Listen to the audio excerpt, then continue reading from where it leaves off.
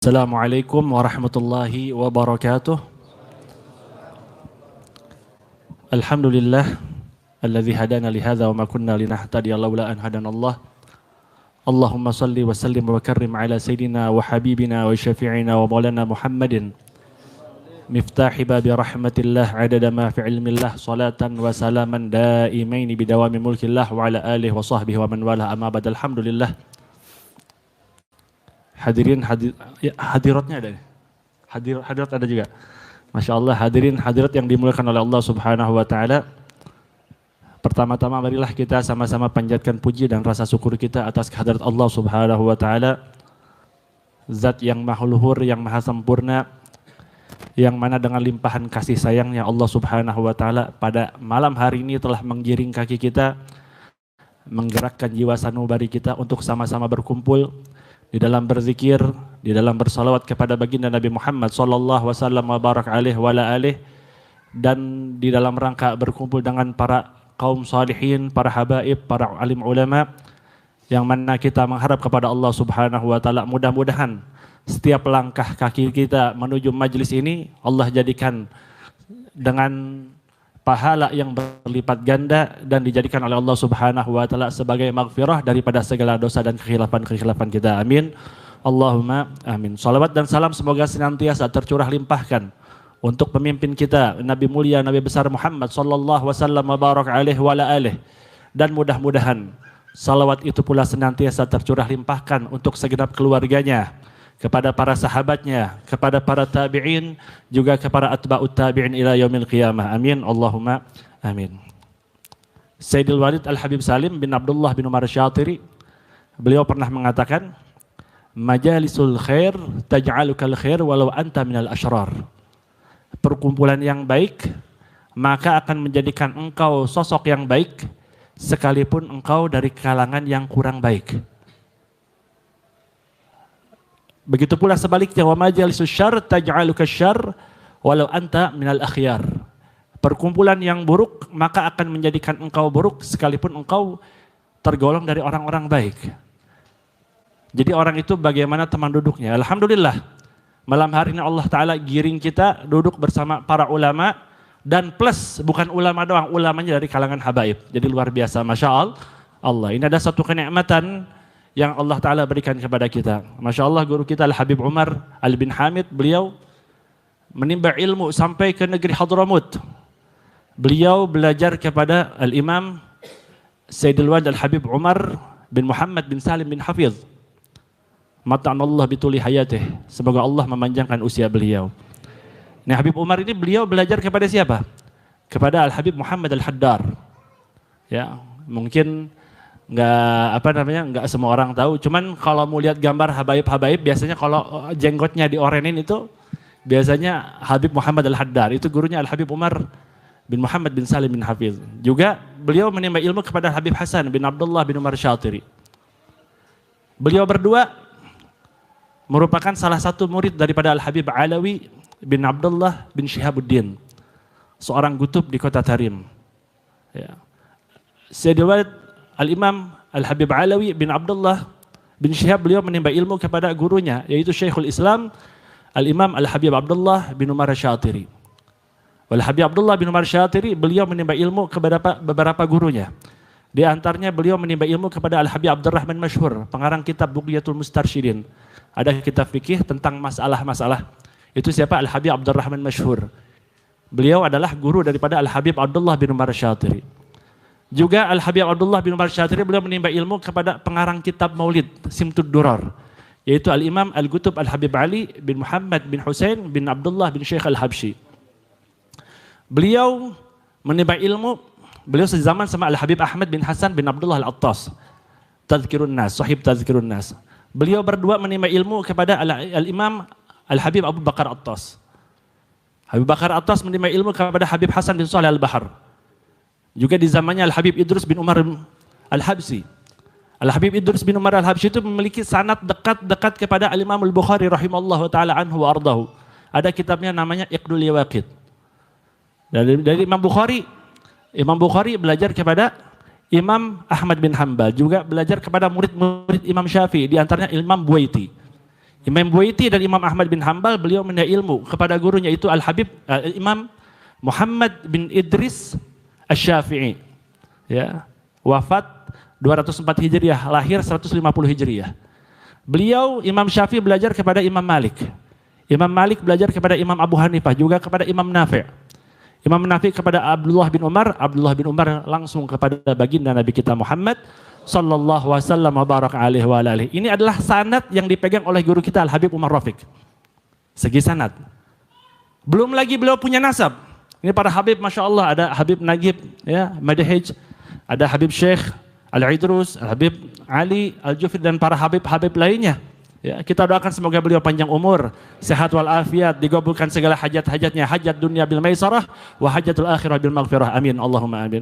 Dari segi nasab pun, beliau bersambung kepada Rasulullah Sallallahu Alaihi Wasallam. Kalau kita kenal majelis beliau Ba'alawi, ya, Ba'alawi itu salah satu masjid masyhur yang ada di Kota Tarim. Ada munsibnya, ada ketua klannya. Ya. Jadi Ba'alawi itu nisbatnya kepada Al-Imam Alawi. Imam Alawi bin Ubaidillah. Imam Ubaidillah bin Ahmad Al-Muhajir. Ahmad Al-Muhajir bin Isa Ar-Rumi. Isa Ar-Rumi bin Muhammad Nagib. Muhammad Nagib bin Ali Al-Uraidi. Imam Ali Al-Uraidi bin Ja'far As-Sadiq. Ja'far As-Sadiq bin Muhammad Al-Bagir. Muhammad Al-Bagir bin Ali Zainal Abidin. Al-Imam Ali Zainal Abidin Ibnul Husain Sibit Rasulullah Sallallahu Alaihi Wasallam. Sayyidina Husain bin Ali bin Abi Talib, ya, adalah apa namanya, garis keturunan atau nenek moyang daripada guru kita. Ya. Jadi Sayyidina Husain bin Ali bin Abi Talib atau bin Fatimah binti Rasulullah Sallallahu Alaihi Wasallam, Muhammad bin Abdullah bin Abdul Muttalib bin Hashim bin Abdul Manaf bin Qusay bin Kilab bin Murrah bin Ka'ab bin Lu'ay bin Ghalib bin Fihr bin Malik bin Nadar bin Kinanah bin Khuzaimah bin Mudrikah bin Ilyas alaihi salah wa azka salam bin Mudar bin Nizar bin Ma'ad bin Adnan. Ini adalah nasab, begitu pula sanad keilmuan guru kita Al-Habib Umar Ar-Rafiq. Ya. Sedikit yang saya akan bahas malam hari ini, Masya Allah, ya, luar biasa. Saya mengutip daripada kalamnya Al-Habib Ahmad bin Hasan Al-Attas dalam Tadhkirun Nas. Beliau mengutip daripada kalam Imam Ahmad Ar-Rifai. Al-Imam Ahmad Rifai itu seorang waliullah, seorang gutub, seorang ulama besar di zamannya. Amat mencintai baginda Nabi kita Muhammad sallallahu wasallam wa baraka alaihi wa alihi. Satu ketika Imam Ahmad Rifai berziarah ke kota Madinah. Apa yang beliau jumpai? Di depan turbah Rasulullah, beliau mengucapkan bait-bait syair. Apa bait syairnya? Beliau mengatakan fi halatil bu'di ruhi kuntu ursiluha tuqabbil arda anni wa hiya naibati wa hadhihi daulatul ashbahi qad hadarat famdud yaminaka kay tahdha biha syafati. Fi halatil bu'di ruhi kuntu ursiluha. Wahai Nabi Muhammad, dulu tatkala aku jauh dari kota Madinah, aku seringkali mengirimkan ruhku ke tempat ini. Untuk apa? Tuqabbil arda anni wa hiya naibati. Aku senantiasa mengirimkan ruhku ke tempat ini untuk mencium wanginya turbah Rasulullah sallallahu alaihi wasallam, untuk mencium wanginya tanah Madinah. Maka apa kata beliau? Wa hadhihi daulatul ashbahi qad hadarat. Dan ini ruh dan jasadku telah datang di hadapanmu wahai Nabi besar Muhammad sallallahu wasallam wa barak alaihi wa alihi. Famdud yaminaka kay tahdha biha syafati. Maka ulurkanlah tangan sucimu wahai Nabi Muhammad agar aku bisa menciumnya. Maka apa yang terjadi? Masya Allah, dengan izin Allah, maka keluarlah tangan suci Nabi Muhammad sallallahu alaihi wasallam dan dicium oleh Al-Imam Ahmad Rifai dan disaksikan oleh ribuan pasang mata yang hadir pada saat itu. Ini Imam Ahmad Rifai. Belum lagi kita mendengar daripada kalam-kalam Al-Habib Alawi bin Abdullah bin Syihab. Beliau mengutip bahwasanya Imam Haddad, Al-Habib Abdullah bin Al-Haddad, yang mungkin tadi baca Rotib Haddad mungkin di sini ya. Al-Imam Haddad, beliau itu idza ushkilu alaina hadis am huwa sahih aw ghair sahihin saltu ila Rasulillah sallallahu alaihi wasallam yaqazah. Apabila aku ragu di dalam kesahihan satu hadis, ini hadisnya sahih atau enggak? Ini apa pangkatnya, munqati atau hadis hasan atau hadis apa? Hadisnya sahih atau enggak? Langsung bertanya kepada Nabi Muhammad sallallahu alaihi wasallam. Ini suatu yang luar biasa. Karomah. Imam Haddad kalau ragu, ya, nggak nyari guru langsung nanya sama Rasulullah SAW. Ini khariqul adah, bukan yang biasa-biasa. Ini magom yang tinggi yang dimiliki oleh para aulia wassalihin. Lantas kita seringkali mendengar takjub, kita seringkali mendengar heran dengan karomah-karomah yang dimiliki oleh para aulia wassalihin. Cuman jangan lupa, man nadhara nihayatar rijal sara zindiqa. Siapa orang yang lihat puncak kesuksesannya suatu atau seseorang saja, Imam Haddad dilihat karomahnya saja. Seorang wali dilihat bisa terbang, seorang wali dilihat bisa jalan di atas air, seorang wali dilihat cuma karomah-karomah saja, soro zindiko. Hati-hati orang yang belajar niatnya seperti itu. Soro zindiko, dikhawatirkan dia keluar dari agama Islam. Waman nadhara bidayatar rijal soro siddiko. Tapi orang lihat Imam Haddad, dilihat bagaimana mujahadah beliau. Lihat Imam Ahmad Rifai bagaimana istiqomah beliau dalam menuntut ilmu, ya. Maka orang yang seperti ini adalah orang yang siddiq, orang yang betul-betul mencari doa Allah Subhanahu wa taala. Maka setelah ditelusuri, kenapa Imam Ahmad Ar-Rifai bisa mencium tangan Rasulullah SAW? Ya, kenapa bisa mencium?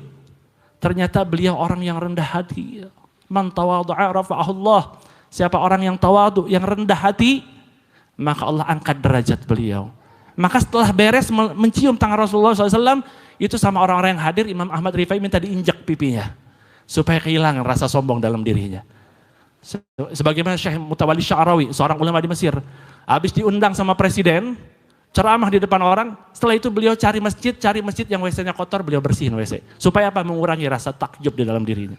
Rasa kibir dalam hati. Karena itu gak gampang, punya magom seperti itu. Wa Imam Haddad.